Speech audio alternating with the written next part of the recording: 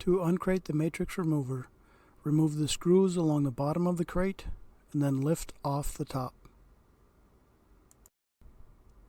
Remove the 2 bolts securing the system to the bottom of the crate. Remove the tie wraps. Place the equipment on a flat, level surface next to the printer. Remove the pressing roller from its shipping location.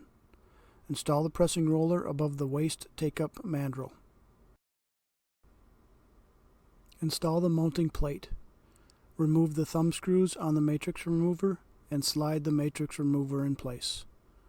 Install the thumb screws but do not tighten them at this time. Install the 2 mandrels and plug in power. To load the label stock, turn the knob on the mandrel counterclockwise and remove the end cap.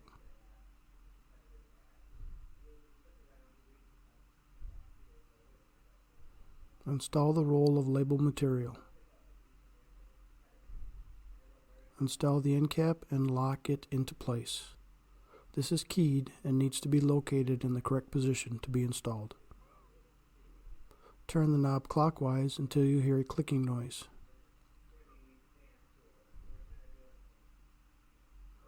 Open the media door.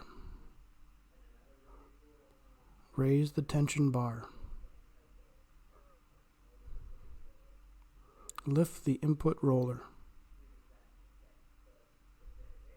Insert the media, aligning it with the guide and the D-shaped guide pin.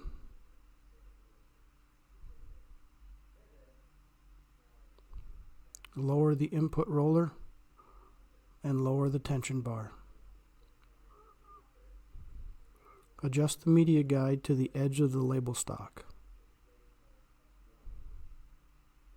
Close the media door. The printer will apply tension to the roll.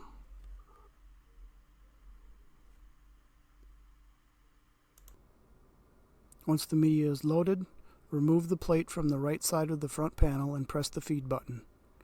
Press 1 to start feeding the material.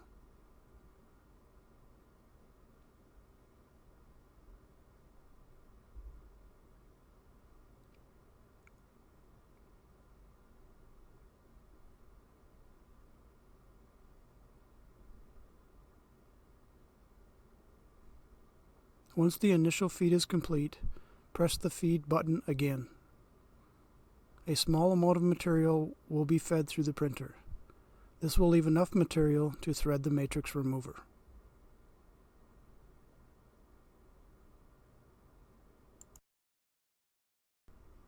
To install media into the matrix remover, follow the diagram on the side of the unit. Media goes under the dancer arm, over the first bar, under the peel bar, over the next bar, under the final bar, and onto the rewinder.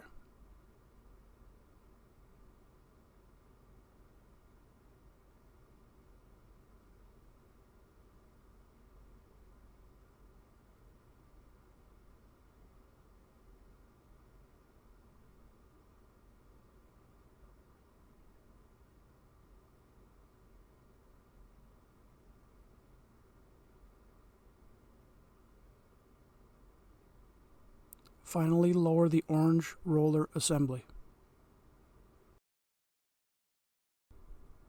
Once the media is fed to the rewinder, tape the stock to an empty core on the rewinder.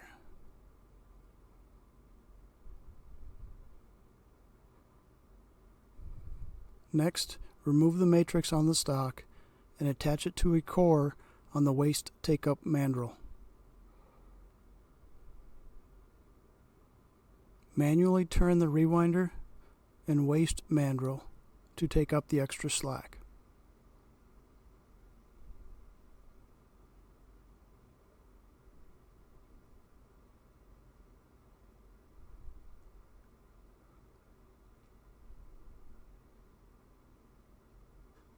Always use an empty core when starting a new job. The diameter of the waste take-up roll should not be larger than the finished roll.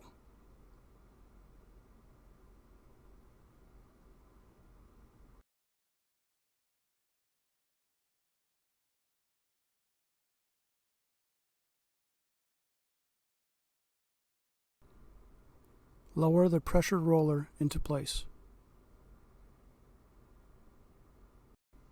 Turn on power to the matrix remover.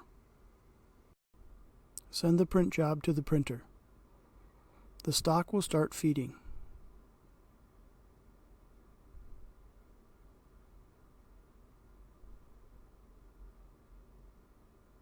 When the fuser reaches the correct temperature, printing begins.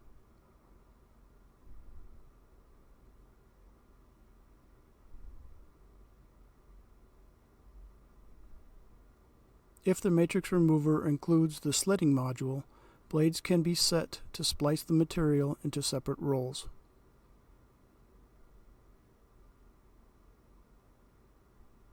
Once the job completes, the stock is cut and exits the printer. The finished roll can then be removed from the rewinder.